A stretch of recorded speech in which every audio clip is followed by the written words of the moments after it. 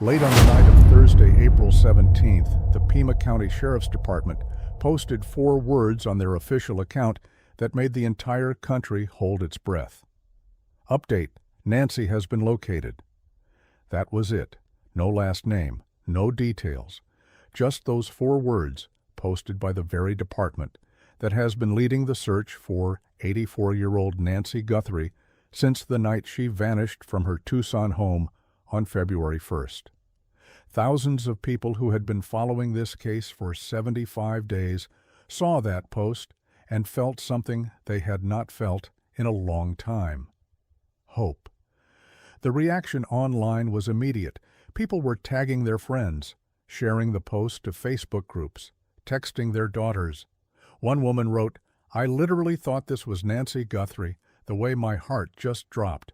Another posted, "My heart skipped a beat." Across every platform where people had gathered to follow this case and pray for this family, the same thing was happening. Everyone was clicking, everyone was sharing, and everyone believed that after 75 long days, Nancy Guthrie had finally been found. Then they clicked the link attached to the post. The image that loaded was not Nancy Guthrie. It was a missing person flyer for a woman named Nancy Radakovich, an 82-year-old woman who had gone missing the day before, on April 16th. She had last been seen leaving her home in a silver Toyota Avalon near River Road and Campbell Avenue in Tucson, less than 2 miles from Nancy Guthrie's house. The word "located" was stamped across her photo in bold red letters. Nancy Radakovich had been found safe. That is genuinely good news, and her family deserved that relief. But the Sheriff's Department had posted that update with no last name, no clarifying detail, and no acknowledgement whatsoever of the fact that millions of people across the country were watching their account specifically for news about a completely different missing woman named Nancy. A woman who is still out there, a woman whose family still has no answers. The backlash was swift, and it was sharp. "Could you be more tone-deaf? Nancy has been located? You are just toying with us at this point," one person wrote. Another said, "You need to use the last name when you have 2 Nancys missing." Someone else posted simply, "You knew what you were doing with that title. What the hell?" And one of the more measured responses summed up what most people were feeling. Thank God she was found. But come on. Now, to be fair, every missing person who comes home safely matters. Nancy Radakovich's family had a very frightening 24 hours, and the fact that she was found is something worth reporting. No one is arguing otherwise. But the Pima County Sheriff's Department has been under a microscope for months because of how they have handled every single aspect of the Nancy Guthrie investigation, every press conference, every statement, every decision about what to share and when. And posting update, Nancy has been located, with no last name, no context, and no awareness of how that would land on an audience of millions who have been waiting 75 days for exactly that sentence. That is not a small mistake. That is a department that is either not paying attention or does not care about the people watching. And here is the thing. This was not the first time this department made a decision that left the public more confused and more frustrated than before. It was just the most visible one. If that post on April 17th had been the only misstep from the Pima County Sheriff's Department, you could chalk it up to a bad night and move on. But it was not the only one, not even close. Let's go back to the very beginning of this investigation, because the problem started almost immediately. When Nancy Guthrie was reported missing on February 1st, Sheriff Chris Nanos took command of the investigation publicly and visibly. He held press conference after press conference. He was on camera constantly, giving updates, making statements, telling the country that he personally believed Nancy was alive and that his team was closing in. He came across as confident, in charge, certain. But behind that confidence, things were not adding up. Within the first weeks, it came out that the lead detective assigned to the Nancy Guthrie case had reportedly never worked a homicide investigation before, not one. Sheriff Nanos defended that decision in an interview with local station KVOA, but the revelation shook public confidence at a moment when that confidence was already fragile. You have an 84-year-old woman missing, blood on her front porch, a masked intruder on her doorbell camera, and the lead investigator on the case has never handled anything like this before. Then came the evidence problems. A glove was found approximately 2 miles from Nancy's home near the side of a road. It appeared to match the gloves worn by the masked man on the doorbell footage. Instead of sending that glove directly to the FBI laboratory, the sheriff's department sent it to a private lab in Florida that their office routinely uses. The DNA came back with no hit in the federal database. But here is what a law enforcement source told Fox News Digital about that decision. The FBI would have needed to retest the evidence anyway because of how the Florida lab processed it. That source said, "It's just the FBI developed this method and can do it so much better without destroying the evidence. I've seen so many cases go to Florida and be consumed. Also, they are not as fast. And in this case, time matters. Time matters. In a case where an 84-year-old woman with a heart condition needed daily medication to survive, time mattered from the very first hour. And evidence was being routed to a slower lab that the FBI would then have to work around. The same thing happened with the hair sample recovered from inside Nancy's bedroom. It sat at that Florida lab for weeks before finally being transferred to the FBI laboratory for advanced analysis. The FBI confirmed this themselves, stating plainly that 11 weeks after the evidence was collected, the Florida lab transferred the original hair sample to the FBI for testing. 11 weeks. Meanwhile, the department's relationship with the FBI was reportedly strained in ways that went beyond a difference of opinion. Pima County Board of Supervisors Vice Chair Dr. Matt Hines went on News Nation and said directly that Sheriff Nanos had perpetrated a fraud for 4 decades on the community by lying about his employment history. He also said Nanos held a grudge against the FBI and refused to fully work with them. A department at war with the federal agency that has the resources, the database access, and the forensic capability to actually solve this case is a department working against itself. Then, on March 26th, one of the sheriff's own deputies, a 22-year-old named Travis Reynolds, was arrested by Tucson City Police, a completely separate agency, on abduction charges.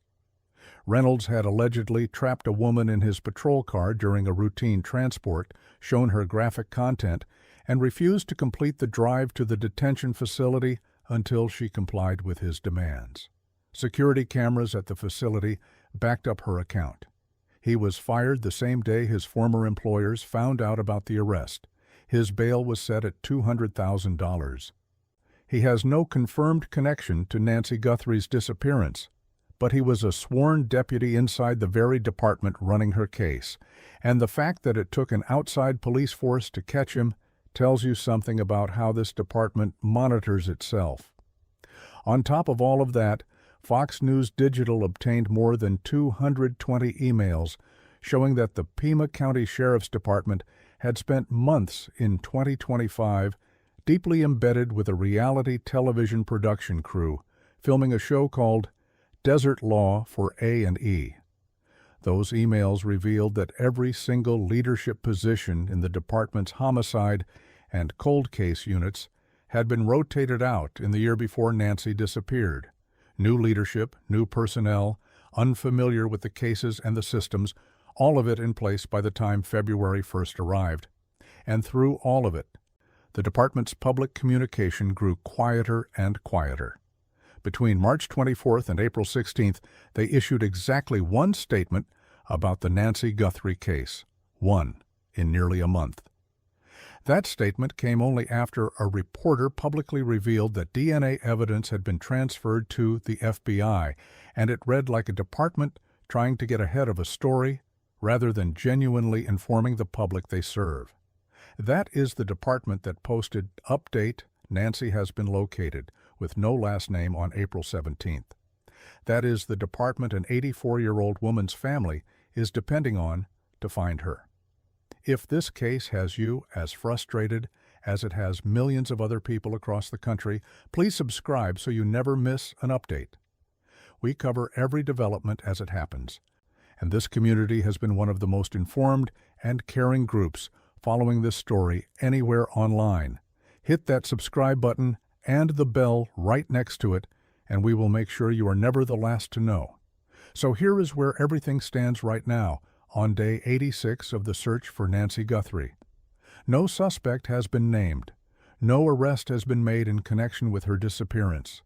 The $1 million reward her family put up in February is still sitting unclaimed, and the woman herself, a mother, a grandmother, a woman of deep faith who took an Uber to her daughter's house for dinner on a Saturday night, has not been seen by anyone who loves her since January 31st.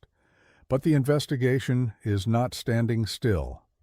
And there are two developments right now that investigators and forensic experts say could genuinely change everything. The first is the DNA. Hair recovered from inside Nancy's bedroom, hair that does not belong to her, does not belong to her family, and does not belong to anyone known to have been in that home regularly, has now been transferred to the FBI laboratory for advanced testing. This came after weeks at the private Florida lab produced no usable result. The FBI confirmed this transfer themselves, and genetic genealogist Cece Moore, who has worked cases just like this one for decades, said publicly that she has been hoping all along that there was hair to work with. Her exact words were, "Hair absolutely can make the case solvable." Here is why that matters so much. The technique the FBI is now applying extracts what scientists call a SNP profile from the hair shaft itself, even without a root attached. That profile can be run through the federal database. If there is no match there, investigators move to genetic genealogy, the same method that cracked the Golden State Killer case after decades of dead ends. It works by tracing distant relatives through consumer ancestry databases and building a family tree backward until investigators can identify a specific individual. It has worked in dozens of cases where nothing else did. And retired Detective Bob Gilliam, who has followed this investigation closely, pointed out something in the doorbell footage that suggests more than one person was involved that night. The masked man on Nancy's porch appeared to have a radio with an antenna in his pocket. Gilliam's assessment is straightforward. You do not bring a radio to a crime scene if you are working alone. That means there are potentially multiple people out there right now who know what happened on February 1st. More people carrying that secret. And secrets carried by more than one person are harder to keep forever.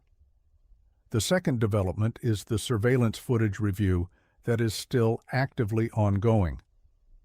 The FBI requested neighborhood camera recordings specifically from January 11th and January 24th, 2 dates weeks before Nancy disappeared. Someone was watching that house before the night they came for her. Someone drove through that neighborhood, clocked the cameras, learned the routines, and chose that specific woman on that specific street. A neighbor somewhere may have dash cam footage from one of those January nights. A doorbell camera 2 streets over may have captured a vehicle that keeps showing up.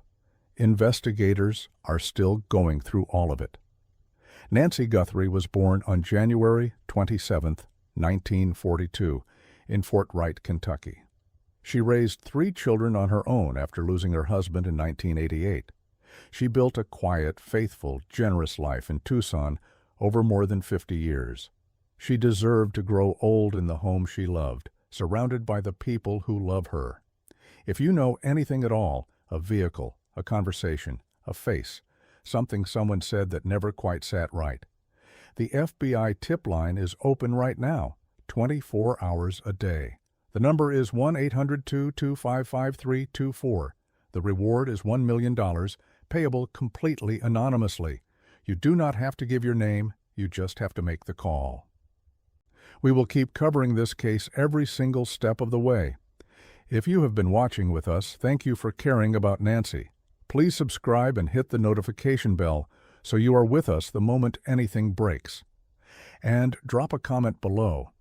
After everything you have just heard about this sheriff's department, do you think it is time for the FBI to take full control of this investigation? We read every single comment. We will see you in the next one.